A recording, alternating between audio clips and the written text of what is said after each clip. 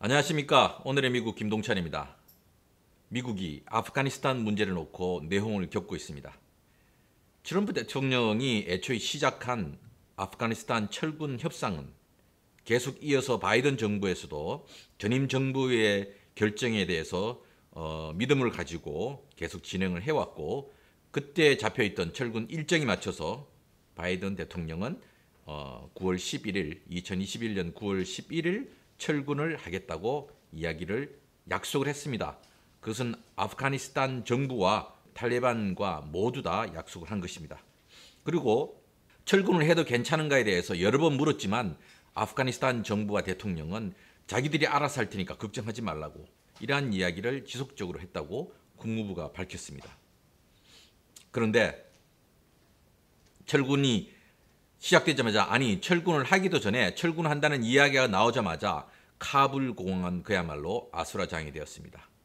미국과 서방 사회와 함께 아프간에서 일을 했던 특히 통역원들, 그리고 그들과 함께 정부 구성에 참여했던 많은 사람들이 탈리반의 보복을 두려워해서 카불 공항으로 모여들면서 카불 공항은 일대 대혼란이 일어나고 많은 사람들이 생명이 희생이 되었습니다.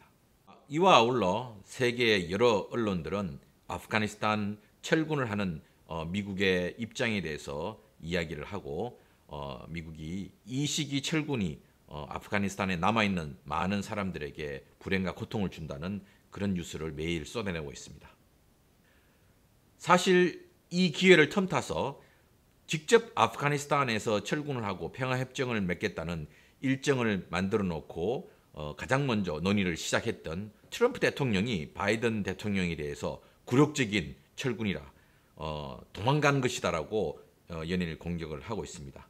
그런데 그 일정들은 사실 트럼프 대통령 시절 다 잡아놓은 일정이고, 바이든 대통령은 그 일정을 지킬 것인가 말 것인가 고민을 하다가 철군 일정을 그대로 지킨 것입니다.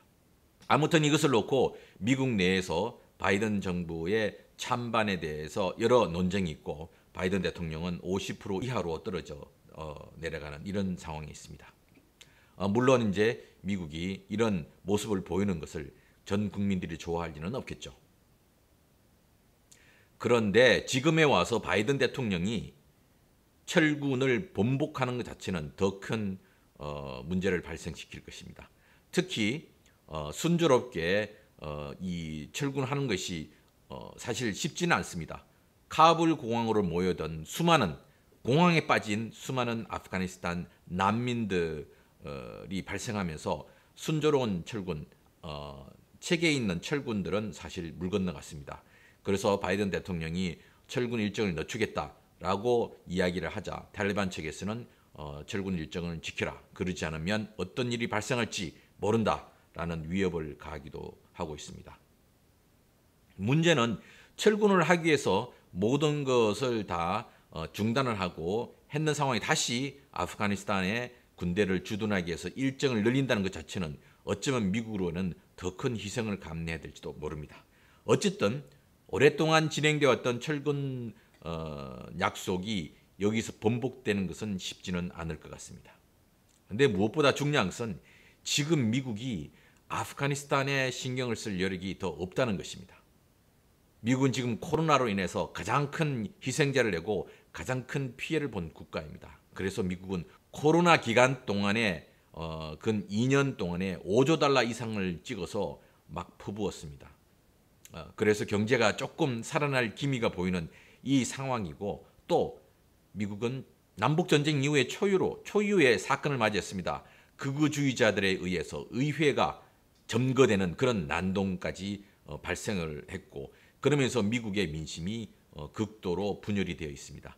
남북전쟁 이후 미국의 민심과 정치권이 이렇게 분열되는 것은 아마 처음일 거라고 모두 다 이야기를 하고 있습니다. 그리고 눈 깜짝할 새에 이 미국의 코앞에 들이닥친 중국의 부상, 그리고 이 중국과 함께 더욱더 가까워지고 있는 러시아의 행보를 보면서 미국이 상당히 우려를 자아내지 않을 수가 없는 상황입니다. 이런 상황에서 그야말로 진흙탕에 빠져서 오도 가도 못하는 신세였던 아프가니스탄 전쟁을 끝내지 않는다면 미국은 어쩌면 10년 아프가니스탄 전쟁으로 몰락한 구소련의 전철을 받게 될지도 모른다는 것이 미국 내의 큰 우려였습니다. 그래서 지금 여기에서 미국이 정신 차려야 됩니다. 그리고 미국이 언제까지나 해외에 나가서 힘자랑을 하면서 그것을 애국이라고 생각했던 그런 시대는 벗어나야 됩니다. 바로 이런 것을 선동하면서 미국의 전쟁 군수 카르텔들이 미국의 국부, 우리 국민들이 낸 세금들을 끊임없이 자기 호주머니로 가져가는 이러한 반복되는 일들은 없어져야 할 것입니다. 애국은 밖에 나가서 힘으로 왕초 노릇을 하는 것이 아니라 미국 내부에 헐벗고 굶주리는 사람들에게 음식을 주고 그리고 노약자들과 전 국민들이 미국에서 편안하게 살 수 있는 복지를 강화하고 새로운 세대들이 미국을 이끌어 나갈수록 교육을 강화해서 미국이 새롭게 세계를 선도할 수 있는 그런 나라가 되게끔 하는 것이 오히려 애국이 아닌가. 그래서 많은 나라들이 미국을 부러워하고 미국을 따라하고 싶어하는 그런 미국을 만드는 것이 진정한 애국의 길이다. 이렇게 생각을 합니다. 그래서 제일 먼저 국방비를 줄여야 합니다. 아프가니스탄 2조 달러 이상을 퍼부었던 이 돈 빨리 여기서 멈춰야 됩니다. 그리고 국방비가 많으면 계속해서 군수 산업의 카르텔들과 군인들은 또 전쟁을 계획하고 선동을 하게 되어 있습니다. 2020년 미국은 778억 달러를 군비로 지출했습니다. 이 액수는 2위 중국, 3위 인도, 4위 러시아, 5위 영국, 6위 사우디, 7위 독일, 8위 프랑스, 9위 일본, 10위 한국, 11위 이탈리아, 그리고 12위 호주, 11개 나라의 방위비 761억 달러보다 더 많은 액수를 군비로 사용했습니다. 2000년부터 2019년까지 미국인들은 11.34조 달러의 세금을 국방비로 지출했습니다. 이 돈은 지금의 미국인들을 특히 괴롭히고 있는 돈들, 바로 의료빚, 이게 전체 140억 달러에 해당하고 학자금 대출 1.6조 달러, 그리고 공립대학 학비 600억 달러 전체를 갚고도 남는 돈입니다. 특히 20년 동안 사용한 아프가니스탄 전비 2조 달러를 일별로 계산하면 하루에 3억 달러를 사용한 것입니다. 하루에 3억 달러, 이 돈 절대 적은 돈이 아닙니다. 세계적인 전염병, 기후변화, 기술혁명, 바로 이 중 한 개의 조건만 이루어지더라도 과거의 역사는 새로운 문명을 만들었습니다. 그런데 지금 우리는 이 세 가지 모든 조건들이 한꺼번에 밀어 닥치고 있는 상황에 하루하루 숨을 쉬고 있습니다. 미국이 제 아무리 천하 제일 지존의 나라라고 하지만 문명의 대격변기를 제대로 준비하고 대처하지 못하는 상황이 발생한다면 역사 속에 사라진 과거의 제국들의 전철을 밟게 될 것입니다. 더구나 지금 미국은 남북전쟁 이후 가장 첨예하게 국론이 분열되어 있는 상태에 놓여 있습니다. 그리고 미국이 여러 국가들, 특히 중국으로부터, 중국과 러시아의 협공으로부터 미국이 도전을 받고 있습니다. 그렇지만 미국이 군비를 줄인다고 북미 대륙에 위치한 미국을 쳐들어올 나라는 아무데도 없습니다. 이제는 군비를 과감히 줄이고 미국 내부를 다져야 합니다. 그래야 새로운 문명의 시대를 또다시 미국이 주도하면서 미국이 미래 시대의 새로운 문명의 강자로 떠올라야 미국에 살고 있는 미국 시민으로서는 당연히 행복한 거 아니겠습니까?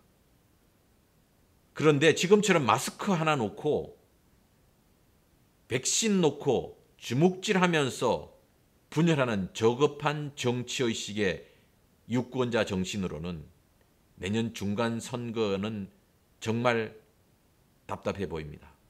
이런 정신으로 중간 선거가 치러지고 나면 미국은 새로운 문명을 맞이할 수 있는 능력이 없다는 것을 스스로 증명하는 것입니다. 마스크와 백신은 정치의 영역에서 판단할 것이 아니라 의료와 과학의 영역에서 판단을 해야 되는 부분입니다.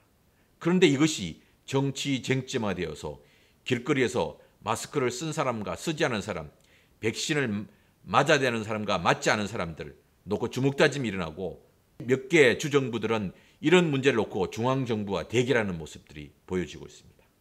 이거 미국의 미래를 위해서 하나도 도움이 되지 않습니다. 이제는 유권자들이 똑똑해지고 유권자들이 깨어나야 됩니다.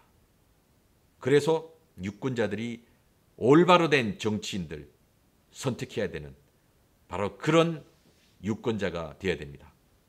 지금부터 이런 부분들을 중심적으로 보면서 내년도 중간선거에서 우리가 어떤 판단을 해야 될지 유권자로서 매일매일 고민을 해봐야 될 것입니다. 지금까지 오늘의 미국 김동찬이었습니다.